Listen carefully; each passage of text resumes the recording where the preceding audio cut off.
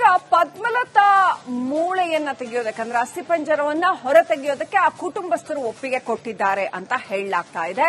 So ಈಗ ಮತ್ತೆ reopen ಆಗುತ್ತಾ ಪದ್ಮಲತಾ ಕೇಸ್ ಅನ್ನೋ ಪ್ರಶ್ನೆ ಶುರುವಾಗಿದೆ. ನೋಡಿ, ಇಲ್ಲಿ ಕುಟುಂಬಸ್ಥರು ಸೀದಾ ಬಂದು ಪದ್ಮಲತಾ ಅವರ ಅಸ್ಥಿಯನ್ನು ಹೊರ ತೆಗೆದು ಅದನ್ನು ಕೂಡ ಪರಿಶೀಲನೆಗೆ ಒಳಪಡಿಸಬೇಕು, ಕೊಲೆಗಾರ ಯಾರು ಅನ್ನೋದನ್ನ ಪತ್ತೆ ಹಚ್ಚಬೇಕು.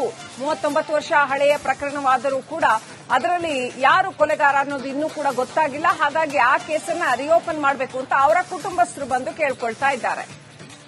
ಅವರ ಕುಟುಂಬಸ್ಥರು ಆಲ್ ಆಫ್ ಅ ಸಡನ್ ಈಗ ಯಾಕೆ ಬಂದು ಕೇಳ್ತಾ ಇದ್ದಾರೆ ಗೊತ್ತಿಲ್ಲ.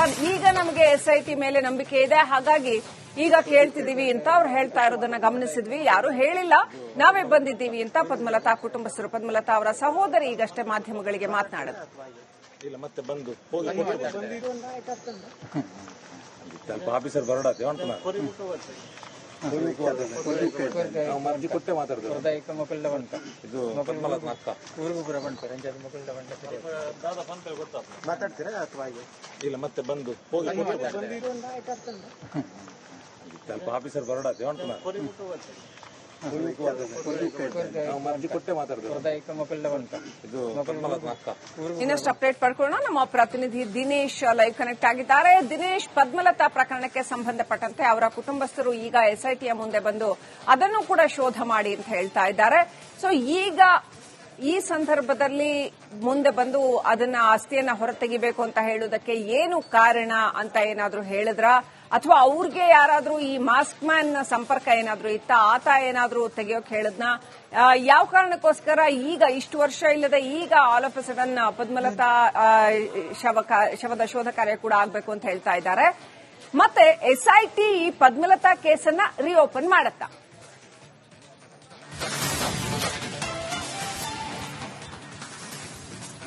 ಶ್ರೀಲಕ್ಷ್ಮಿ, ಯಾವತ್ತು SIT ಕಚೇರಿಗೆ ಪದ್ಮಲತಾ ಅವರ ಸಹೋದರಿ ಬಂದಿರುವಂತದ್ದು 1986ರಲ್ಲಿ ಆ ಒಂದು ಕೊಲೆ ನಡೆದಿತ್ತು. ಆ ಒಂದು ಸಂದರ್ಭದಲ್ಲಿ ಬಹಳಷ್ಟು ಆಕ್ರೋಶಕ್ಕೆ ಒಳಗಾದಂತ ಕೊಲೆಯಾಗಿತ್ತು. ಆ ಬಳಿಕ ಅದರ ತನಿಖೆ ನಡೆಸಿದ್ರು. ಬಹಳಷ್ಟು ಆರೋಪಗಳು ಬೇರೆ ಬೇರೆಯವರ ವಿರುದ್ಧ ಕೇಳಿ ಬಂದಿತ್ತು. ಕುಟುಂಬಸ್ಥರು ಕೂಡ ಒಂದಷ್ಟು ಜನರ ವಿರುದ್ಧ ಕಂಪ್ಲೇಂಟ್ ಅನ್ನು ಕೊಟ್ಟಿದ್ರು. ಆ ಬಳಿಕ ಜಿಲ್ಲೆಯಲ್ಲೇ ಆ ಒಂದು ಕೇಸ್ ಏನಿದೆ ಅದು ಬಹಳಷ್ಟು ಸಂಚಲನ ಉಂಟು ಮಾಡಿತ್ತು. ಆ ಬಳಿಕ CID ತನಿಖೆ ಕೂಡ ಮಾಡಿತ್ತು. ಆದ್ರೆ ಆ ಬಳಿಕ ಅದು ಅಲ್ಲಿಗೆ ನಿಂತಿತ್ತು. ಈಗ ಅದು ಮರುಜೀವ ಪಡೆದಿರುವಂತದ್ದು. ಅವರ ಮನೆಯವರು ಈ ಒಂದು ಅಂದ್ರೆ ಉತ್ಖನನ ಪ್ರೊಸೆಸ್ ಆಗ್ತಾ ಇದೆಯಲ್ಲ, ಈ ಒಂದು ಸಂದರ್ಭದಲ್ಲಿ ತಮ್ಮ ಕುಟುಂಬದ ಹೆಣ್ಣು ಮಗಳಿಗೂ ನ್ಯಾಯ ಬೇಕು ಅನ್ನುವಂತ ಒಂದು ಆಗ್ರಹವನ್ನು ಮಾಧ್ಯಮಗಳ ಮುಂದೆ ಆರಂಭದಲ್ಲಿ ತೋಡಿಕೊಂಡಿದ್ರು. ಈಗ ಸದ್ಯ SIT ಕಚೇರಿಗೆ ಬಂದು ಕೂಡ ದೂರು ನೀಡಿರುವಂತದ್ದು. ಅಂದ್ರೆ ಈ ಒಂದು ಕೇಸ್ ಏನಿದೆ ಇದು ಕೇಸ್ ಬೇರೆ ಆಗಿರ್ಬೋದು, ಆದ್ರೆ ಸದ್ಯ SIT ತಂಡ ಏನಿದೆ ಅದು ಬೇರೆ ಬೇರೆ ಈ ರೀತಿಯಾದ ಉತ್ಖನನ ನಡೆಸ್ತಾ ಇದೆ. ಈ ಸಂದರ್ಭದಲ್ಲಿ ಆ ಒಂದು ಕೇಸ್ ಏನಿದೆ ಅದು ಕೂಡ ರಿಓಪನ್ ಆಗಬಹುದು ಅನ್ನುವಂತ ಒಂದು ಇಚ್ಛೆಯಲ್ಲಿ ಅವರು ಬಂದು ಈಗಾಗಲೇ SIT ಕಚೇರಿಗೆ ದೂರು ನೀಡಿರುವಂತದ್ದು. ಆದ್ರೆ ಈ ಒಂದು ಪ್ರಕರಣವನ್ನು SIT ಕೈಗೆತ್ತಿಕೊಳ್ಳುತ್ತಾ ಮತ್ತು ಈ ಒಂದು ಪ್ರಕರಣದ ತನಿಖೆಯನ್ನು SIT ಮಾಡುತ್ತಾ ಅನ್ನುವಂಥದ್ದು ಕಾದ್ ನೋಡಬೇಕಾಗಿದೆ. ಆದ್ರೆ ಪದ್ಮಲತಾ ಅವರ ಮನೆಯವರು ಈಗಾಗಲೇ ವಿಶ್ವಾಸದಲ್ಲಿ ಇದ್ದಾರೆ. ಅಂದ್ರೆ ಈ ಒಂದು ಸಂದರ್ಭದಲ್ಲಿ SITಗೆ ತಮ್ಮ ಕೇಸನ್ನು ನೀಡಿದ್ರೆ ಅವರು ಹ್ಯಾಂಡಲ್ ಮಾಡಬಹುದು ಮತ್ತು ಅವರು ಅದನ್ನ ನ್ಯಾಯ ದೊರಕಿಸಿ ಕೊಡಬಹುದು ಅನ್ನುವಂತ. ಇದೀಗ ಪದ್ಮಲತಾ ಮೂಳೆಯನ್ನ ತೆಗೆಯೋದಕ್ಕೆ ಅಂದ್ರೆ ಅಸ್ಥಿಪಂಜರವನ್ನ ಹೊರ ತೆಗೆಯೋದಕ್ಕೆ ಆ ಕುಟುಂಬಸ್ಥರು ಒಪ್ಪಿಗೆ ಕೊಟ್ಟಿದ್ದಾರೆ ಅಂತ ಹೇಳಲಾಗ್ತಾ ಇದೆ. ಸೊ ಈಗ ಮತ್ತೆ ರಿಓಪನ್ ಆಗುತ್ತಾ ಪದ್ಮಲತಾ ಕೇಸ್ ಅನ್ನೋ ಪ್ರಶ್ನೆ ಶುರುವಾಗಿದೆ. ನೋಡಿ, ಇಲ್ಲಿ ಕುಟುಂಬಸ್ಥರು ಸೀದಾ ಬಂದು ಪದ್ಮಲತಾ ಅವರ ಅಸ್ಥಿಯನ್ನು ಹೊರ ತೆಗೆದು ಅದನ್ನು ಕೂಡ ಪರಿಶೀಲನೆಗೆ ಒಳಪಡಿಸಬೇಕು, ಕೊಲೆಗಾರ ಯಾರು ಅನ್ನೋದನ್ನ ಪತ್ತೆ ಹಚ್ಚಬೇಕು. 39 ವರ್ಷ ಹಳೆಯ ಪ್ರಕರಣವಾದರೂ ಕೂಡ ಅದರಲ್ಲಿ ಯಾರು ಕೊಲೆಗಾರ ಅನ್ನೋದು ಇನ್ನೂ ಕೂಡ ಗೊತ್ತಾಗಿಲ್ಲ. ಹಾಗಾಗಿ ಆ ಕೇಸನ್ನ ರಿಓಪನ್ ಮಾಡಬೇಕು ಅಂತ ಅವರ ಕುಟುಂಬಸ್ಥರು ಬಂದು ಕೇಳ್ಕೊಳ್ತಾ ಇದ್ದಾರೆ. ಅವರ ಕುಟುಂಬಸ್ಥರು ಆಲ್ ಆಫ್ ಅ ಸಡನ್ ಈಗ ಯಾಕೆ ಬಂದು ಕೇಳ್ತಾ ಇದ್ದಾರೆ ಗೊತ್ತಿಲ್ಲ. ಈಗ ನಮಗೆ SIT ಮೇಲೆ ನಂಬಿಕೆ ಇದೆ, ಹಾಗಾಗಿ ಈಗ ಕೇಳ್ತಿದೀವಿ ಅಂತ ಅವ್ರು ಹೇಳ್ತಾ ಇರೋದನ್ನ ಗಮನಿಸಿದ್ವಿ. ಯಾರು ಹೇಳಿಲ್ಲ, ನಾವೇ ಬಂದಿದ್ದೀವಿ ಅಂತ ಪದ್ಮಲತಾ ಕುಟುಂಬಸ್ಥರು, ಪದ್ಮಲತಾ ಅವರ ಸಹೋದರಿ ಈಗಷ್ಟೇ ಮಾಧ್ಯಮಗಳಿಗೆ ಮಾತನಾಡಿದ್ರು. ಮತ್ತೆ ಬಂದು ಆಫೀಸರ್ ಬರೋಡಾತಿ ಮರ್ಜಿ ಕೊಟ್ಟೆ ಮಾತಾಡ್ತಾರೆ. ಇದು ಮಾತಾಡ್ತೀರಾ ಅಥವಾ ಇಲ್ಲ ಮತ್ತೆ ಬಂದು ಆಫೀಸರ್ ಬರೋಡಾತಿ ನಾವು ಅರ್ಜಿ ಕೊಟ್ಟೆ ಮಾತಾಡ್ತೇವೆ. ಇದು ಪದ್ಮಲತಾ ಅಕ್ಕ. ಇನ್ನಷ್ಟು ಅಪ್ಡೇಟ್ ಪಡ್ಕೊಳ್ಳೋಣ. ನಮ್ಮ ಪ್ರತಿನಿಧಿ ದಿನೇಶ್ ಲೈವ್ ಕನೆಕ್ಟ್ ಆಗಿದ್ದಾರೆ. ದಿನೇಶ್, ಪದ್ಮಲತಾ ಪ್ರಕರಣಕ್ಕೆ ಸಂಬಂಧಪಟ್ಟಂತೆ ಅವರ ಕುಟುಂಬಸ್ಥರು ಈಗ ಎಸ್ಐಟಿಯ ಮುಂದೆ ಬಂದು ಅದನ್ನು ಕೂಡ ಶೋಧ ಮಾಡಿ ಅಂತ ಹೇಳ್ತಾ ಇದ್ದಾರೆ. ಸೊ ಈಗ ಈ ಸಂದರ್ಭದಲ್ಲಿ ಮುಂದೆ ಬಂದು ಅದನ್ನ ಆಸ್ತಿಯನ್ನ ಹೊರತೆಗಿಬೇಕು ಅಂತ ಹೇಳುವುದಕ್ಕೆ ಏನು ಕಾರಣ ಅಂತ ಏನಾದ್ರೂ ಹೇಳಿದ್ರ, ಅಥವಾ ಅವ್ರಿಗೆ ಯಾರಾದ್ರೂ ಈ ಮಾಸ್ಕ್ ಮ್ಯಾನ್ ಸಂಪರ್ಕ ಏನಾದ್ರೂ ಇತ್ತ, ಆತ ಏನಾದ್ರೂ ತೆಗೆಯೋಕ್ ಹೇಳಿದ್ನ? ಯಾವ ಕಾರಣಕ್ಕೋಸ್ಕರ ಈಗ ಇಷ್ಟು ವರ್ಷ ಇಲ್ಲದೆ ಈಗ all of a sudden Padmalatha ಶವದ ಶೋಧ ಕಾರ್ಯ ಕೂಡ ಆಗ್ಬೇಕು ಅಂತ ಹೇಳ್ತಾ ಇದ್ದಾರೆ. ಮತ್ತೆ ಎಸ್ಐಟಿ ಈ ಪದ್ಮಲತಾ ಕೇಸನ್ನ ರಿಓಪನ್ ಮಾಡತ್ತಾ?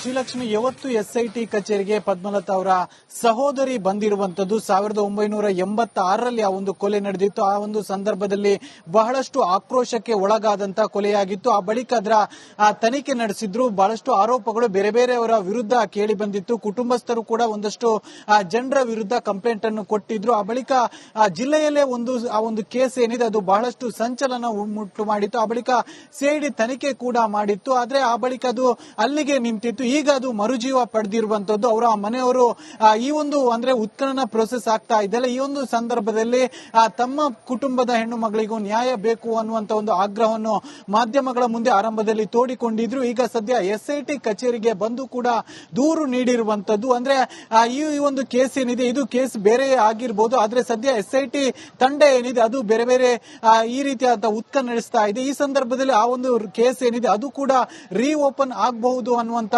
ಒಂದು ಇಚ್ಛೆಯಲ್ಲಿ ಅವರು ಬಂದು ಈಗಾಗಲೇ ಎಸ್ಐಟಿ ಕಚೇರಿಗೆ ದೂರು ನೀಡಿರುವಂತದ್ದು. ಆದ್ರೆ ಈ ಒಂದು ಪ್ರಕರಣವನ್ನು ಎಸ್ಐಟಿ ಕೈಗೆತ್ತಿಕೊಳ್ಳುತ್ತಾ ಮತ್ತು ಈ ಒಂದು ಪ್ರಕರಣದ ತನಿಖೆಯನ್ನು ಎಸ್ಐಟಿ ಮಾಡುತ್ತಾ ಅನ್ನುವಂಥದ್ದು ಕಾದ್ ನೋಡಬೇಕಾಗಿದೆ. ಆದ್ರೆ ಪದ್ಮಲತಾ ಅವರ ಮನೆಯವರು ಈಗಾಗಲೇ ವಿಶ್ವಾಸದಲ್ಲಿ ಇದ್ದಾರೆ. ಅಂದ್ರೆ ಈ ಒಂದು ಸಂದರ್ಭದಲ್ಲಿ ಎಸ್ಐಟಿಗೆ ತಮ್ಮ ಕೇಸನ್ನು ನೀಡಿದ್ರೆ ಅವರು ಹ್ಯಾಂಡಲ್ ಮಾಡಬಹುದು ಮತ್ತು ಅವರು ಅದನ್ನ ನ್ಯಾಯ ದೊರಕಿಸಿ ಕೊಡಬಹುದು ಅನ್ನುವಂಥ.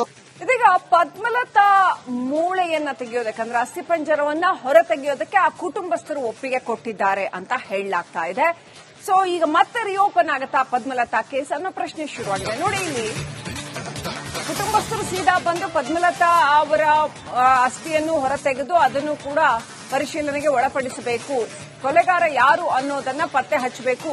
39 ವರ್ಷ ಹಳೆಯ ಪ್ರಕರಣವಾದರೂ ಕೂಡ ಅದರಲ್ಲಿ ಯಾರು ಕೊಲೆಗಾರ ಅನ್ನೋದು ಇನ್ನೂ ಕೂಡ ಗೊತ್ತಾಗಿಲ್ಲ. ಹಾಗಾಗಿ ಆ ಕೇಸನ್ನ ರಿಓಪನ್ ಮಾಡಬೇಕು ಅಂತ ಅವರ ಕುಟುಂಬಸ್ಥರು ಬಂದು ಕೇಳ್ಕೊಳ್ತಾ ಇದ್ದಾರೆ. ಅವರ ಕುಟುಂಬಸ್ಥರು ಆಲ್ ಆಫ್ ಅ ಸಡನ್ ಈಗ ಯಾಕೆ ಬಂದು ಕೇಳ್ತಾ ಇದ್ದಾರೆ ಗೊತ್ತಿಲ್ಲ. ಈಗ ನಮಗೆ ಎಸ್ಐಟಿ ಮೇಲೆ ನಂಬಿಕೆ ಇದೆ, ಹಾಗಾಗಿ ಈಗ ಕೇಳ್ತಿದೀವಿ ಅಂತ ಅವ್ರು ಹೇಳ್ತಾ ಇರೋದನ್ನ ಗಮನಿಸಿದ್ವಿ. ಯಾರು ಹೇಳಿಲ್ಲ, ನಾವೇ ಬಂದಿದ್ದೀವಿ ಅಂತ ಪದ್ಮಲತಾ ಕುಟುಂಬಸ್ಥರು, ಪದ್ಮಲತಾ ಅವರ ಸಹೋದರಿ ಈಗಷ್ಟೇ ಮಾಧ್ಯಮಗಳಿಗೆ ಮಾತನಾಡಿದ್ರು. ಇಲ್ಲ ಮತ್ತೆ ಬಂದು ಹೋಗಿ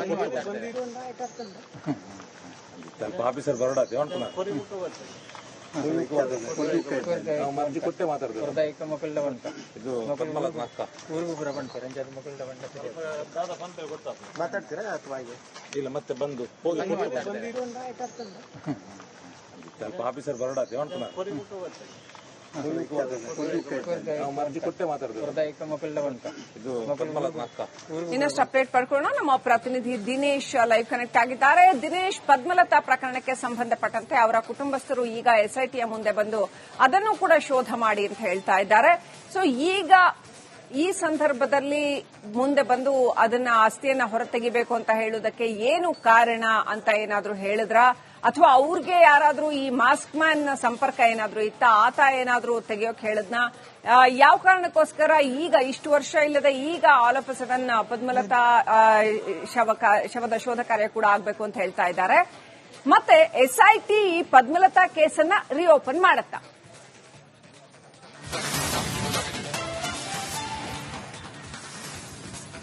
ಶ್ರೀಲಕ್ಷ್ಮಿ, ಯಾವತ್ತು ಎಸ್ಐಟಿ ಕಚೇರಿಗೆ ಪದ್ಮಲತಾ ಅವರ ಸಹೋದರಿ ಬಂದಿರುವಂತದ್ದು 1986ರಲ್ಲಿ ಆ ಒಂದು ಕೊಲೆ ನಡೆದಿತ್ತು. ಆ ಒಂದು ಸಂದರ್ಭದಲ್ಲಿ ಬಹಳಷ್ಟು ಆಕ್ರೋಶಕ್ಕೆ ಒಳಗಾದಂತ ಕೊಲೆಯಾಗಿತ್ತು. ಆ ಬಳಿಕ ಅದರ ತನಿಖೆ ನಡೆಸಿದ್ರು. ಬಹಳಷ್ಟು ಆರೋಪಗಳು ಬೇರೆ ಬೇರೆಯವರ ವಿರುದ್ಧ ಕೇಳಿ ಬಂದಿತ್ತು. ಕುಟುಂಬಸ್ಥರು ಕೂಡ ಒಂದಷ್ಟು ಜನರ ವಿರುದ್ಧ ಕಂಪ್ಲೇಂಟ್ ಅನ್ನು ಕೊಟ್ಟಿದ್ರು. ಆ ಬಳಿಕ ಜಿಲ್ಲೆಯಲ್ಲೇ ಆ ಒಂದು ಕೇಸ್ ಏನಿದೆ ಅದು ಬಹಳಷ್ಟು ಸಂಚಲನ ಉಂಟು ಮಾಡಿತ್ತು. ಆ ಬಳಿಕ ಸಿಐಡಿ ತನಿಖೆ ಕೂಡ ಮಾಡಿತ್ತು. ಆದ್ರೆ ಆ ಬಳಿಕ ಅದು ಅಲ್ಲಿಗೆ ನಿಂತಿತ್ತು. ನಿಂತಿತ್ತು. ಈಗ ಅದು ಮರುಜೀವ ಪಡೆದಿರುವಂತದ್ದು. ಅವರ ಮನೆಯವರು ಈ ಒಂದು ಅಂದ್ರೆ ಉತ್ಖನನ ಪ್ರೊಸೆಸ್ ಆಗ್ತಾ ಇದ್ದಲ್ಲ, ಈ ಒಂದು ಸಂದರ್ಭದಲ್ಲಿ ತಮ್ಮ ಕುಟುಂಬದ ಹೆಣ್ಣು ಮಗಳಿಗೂ ನ್ಯಾಯ ಬೇಕು ಅನ್ನುವಂತ ಒಂದು ಆಗ್ರಹವನ್ನು ಮಾಧ್ಯಮಗಳ ಮುಂದೆ ಆರಂಭದಲ್ಲಿ ತೋಡಿಕೊಂಡಿದ್ರು. ಈಗ ಸದ್ಯ SIT ಕಚೇರಿಗೆ ಬಂದು ಕೂಡ ದೂರು ನೀಡಿರುವಂತದ್ದು. ಅಂದ್ರೆ ಈ ಒಂದು ಕೇಸ್ ಏನಿದೆ, ಇದು ಕೇಸ್ ಬೇರೆ ಆಗಿರ್ಬೋದು, ಆದ್ರೆ ಸದ್ಯ SIT ತಂಡ ಏನಿದೆ ಅದು ಬೇರೆ ಬೇರೆ ಈ ರೀತಿಯಾದ ಉತ್ಖನ ನಡೆಸ್ತಾ ಇದೆ. ಈ ಸಂದರ್ಭದಲ್ಲಿ ಆ ಒಂದು ಕೇಸ್ ಏನಿದೆ ಅದು ಕೂಡ ರೀಓಪನ್ ಆಗಬಹುದು ಅನ್ನುವಂತ